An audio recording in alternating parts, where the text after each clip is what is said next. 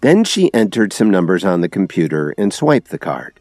And the sale went through. She looked at Kevin, then at his card, and then back at the screen. Her legs started to feel weak, and she sat down on her stool. When he looked at the screen and saw the numbers, he almost lost his balance and had to sit down too. "Sir, is this your card?" "Yes. Wrap everything up and send it to the penthouse at Corwin Tower." "Come on, honey, let's go," Kevin said affectionately to Lily. Lily was very confused and asked him, "Where did you get so much money from?" "Well, as you know, I've been helping my boss for the past couple of weeks.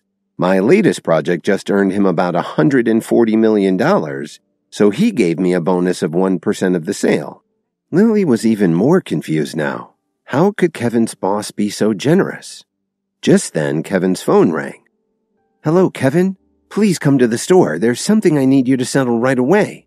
As soon as he entered the store, he saw a large group of people standing around a table and whispering to each other. Phoebe was staring at an antique marble bust and frowning as she tried to make a decision. She was deep in thought. "How much do you plan to sell this for?" "Ma'am, this bust has been in my family for generations. It should be worth about $60,000, don't you agree?"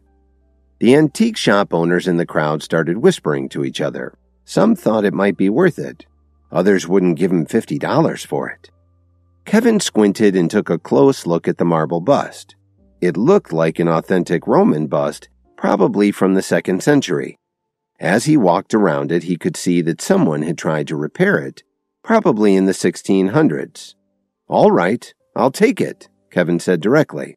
As soon as he said this, the onlookers immediately started to quiet down, but Phoebe was still staring at the bust with a thoughtful frown on her face.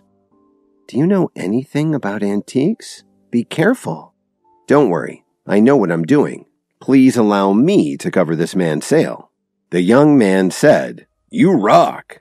He gave Kevin a thumbs up, then took a bracelet out of his backpack. "I found this bracelet by accident. If you're interested in it, I'll sell it to you for $25,000. Once again, the antique dealers who were watching this spectacle started chattering to each other, but it was in such good condition they didn't believe it was an antique. "I can't take any less than $25,000. Kevin picked up the bracelet and looked at it from all angles.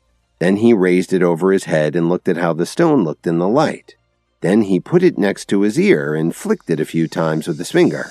Kevin looked down at the bracelet in his hand and said, "Has everyone here heard of the jewelry that was found in King Tut's tomb? There were many other artifacts found in countless other Egyptian tombs around the same time. I believe that this bracelet was made by a master artisan based on a lost bracelet from one of those excavations. The original bracelet was intended to give the wearer fertility and immortality.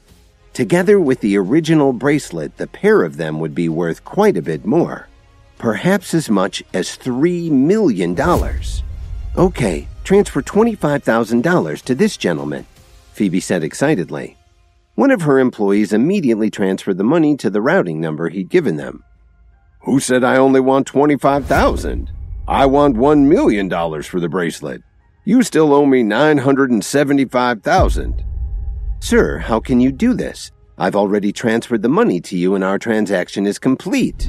"Didn't you hear what he said? The two bracelets together could be worth at least $3 million. Even though there's only one now, it's got to be worth at least $1 million. If you don't want to pay that, then the deal is off." "In that case, have our money transferred back to our account and leave our store immediately." "I have a rule when I'm doing business. Once the money is in my pocket, I never take it out again." The crowd of antique dealers and other onlookers were exasperated by this man's behavior. How could he refuse to return the money if the sale was off? Shouldn't he be arrested for this?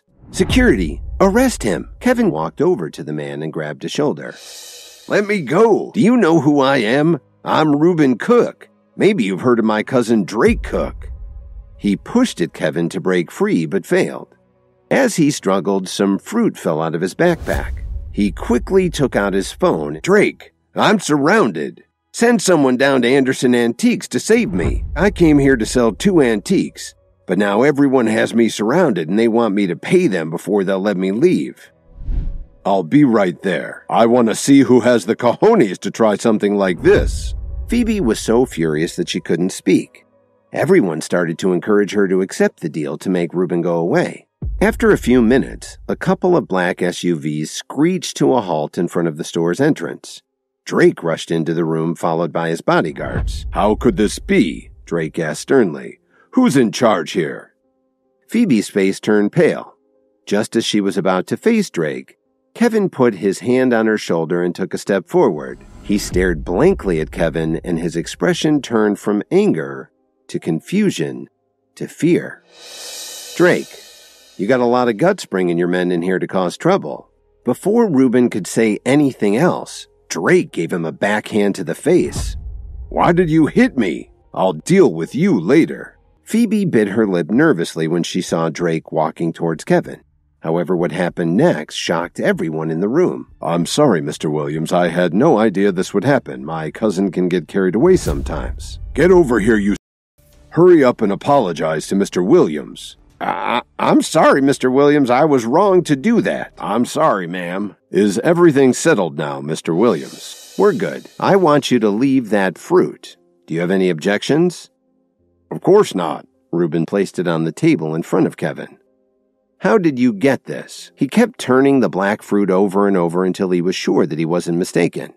According to the book that he'd taken from Marshall's office, this was an incredibly rare fruit. It was an important ingredient for refining numerous herbal medicines that were described in the book.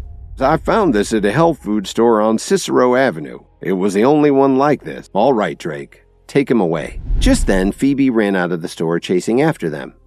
"How about I treat everyone to a meal at my house?" Phoebe gave Kevin the address of her family's estate. It was about an hour and a half from the antique store. They chatted for a while longer, and then Phoebe went into the kitchen to prepare their meal. Rachel and Lily got up and went into the kitchen to help her. Kevin took his glass of iced tea and leaned back on the sofa. He spilled his drink all over his tan pants. He practically ran out of the room. Suddenly, the front door was violently kicked open. "Tie them up! Kevin, come out now!" Kevin could see Lily and the other two women tied up in chairs by the dining room table, surrounded by Marshall's men.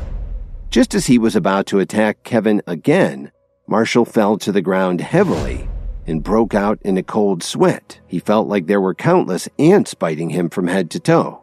Kevin walked over to Marshall and knelt down next to him to observe him for almost a minute. "An herbal did this to you, didn't it?" Kevin knew which herbal pill Marshall had taken. "You had to take it every 6 months or you'd have a serious relapse and possibly die. The head of the Alliance did this in order to better control the members. Marshall, if I can make an herbal pill that will help you, will you let us go?" "It's a deal. I'll be back in a minute." Then he went to his car and got the black fruit. Half an hour later, Kevin had finished refining the pill that would act as an antidote to save Marshall from the effects of the pill that the head of the Alliance had given him. 5 or 6 minutes later, Marshall looked a lot better and slowly got up from the kitchen floor. "You'll be fine in another few minutes. Now, can you let us go?" "Sir, please save my men. They've been given the same pill. Without the antidote that you just made, they'll all die within 3 days. "I really can't save them. Unfortunately, to make another batch, I would need more of the black fruit. I used all that I had to make your pill. I just found it by chance today, and I have no idea where to get more on such short notice." "Mr. Williams, they're really not all that hard to find. I'll send one of my men to get some for you right away." Marshall was very excited and relieved. Kevin got excited too. If Marshall really had a source for that black fruit he needed to make his pills, it would be a huge help to him. All they had to do now was to wait for his aide to come back with the black fruit. Hi, Kevin here. If you are wondering what happens next, then download the Pocket FM app and listen to the exciting episodes of Insta Empire now with the link in the description.